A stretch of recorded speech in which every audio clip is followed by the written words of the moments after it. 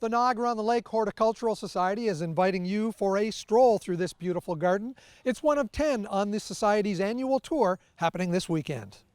All the gardens are right within the historic downtown area. Very walkable. It is a self-guided walking tour, rain or shine. And you can bike, you can walk, lots of parking at this end of town.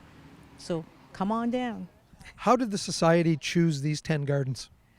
We put door hangers on doors, we word of mouth, we knock on doors, and we just look for beautiful gardens. So if you know someone who has a lovely garden, please nominate them.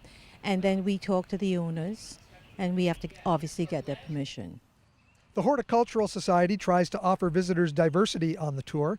A big feature of the McLaughlin-Hansell property is the herb garden.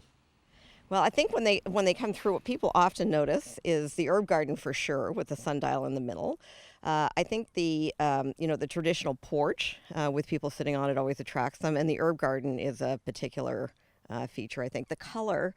One of the wonderful things I think Jesse and Eric did out here was they introduced a lot of not just color but texture into the layout of the garden, and so there's kind of an interest feature everywhere you look. Is this the first time that this particular garden is being featured on this tour? Yes, it is. And actually, the garden is new this year. So we're pretty excited about the way it looks. They started it out last winter. I wish you'd been here when the tulips were up. I think they planted 1,000 bulbs, and it just looked magnificent.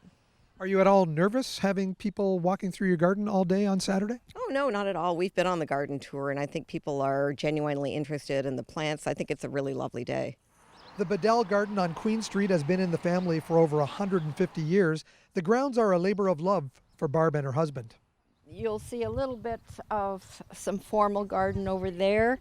I tend to garden in masses, so I like big blocks of color. So that's why you see huge ranges of the whites and the reds, and this yellow over here is what I dry, because I also belong to the Garden Club of Niagara, and we do decorate McFarland House and another house this year, and I do dry the yellow yarrow there. So very shortly that will be cut and hung upside down to dry, and all the hydrangeas get dried too.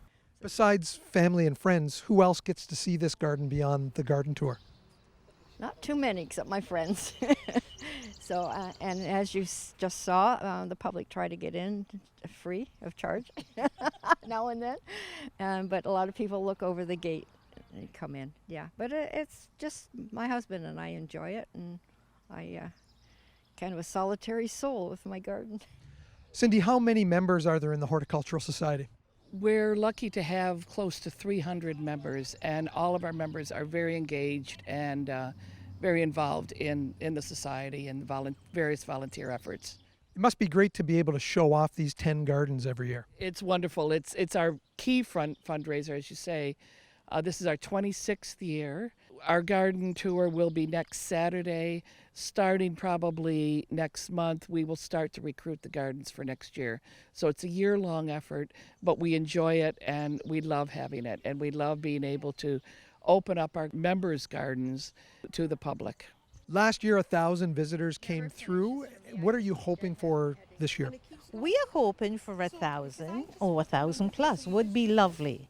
And because the more money we raise, the more money we have to give to the community. It all goes back to the community. How do people purchase tickets in advance?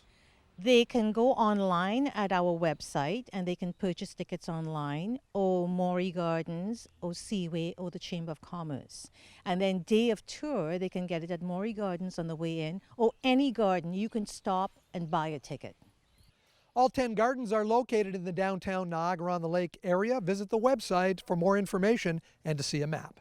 Reporting for The Source, I'm Mike Balsom.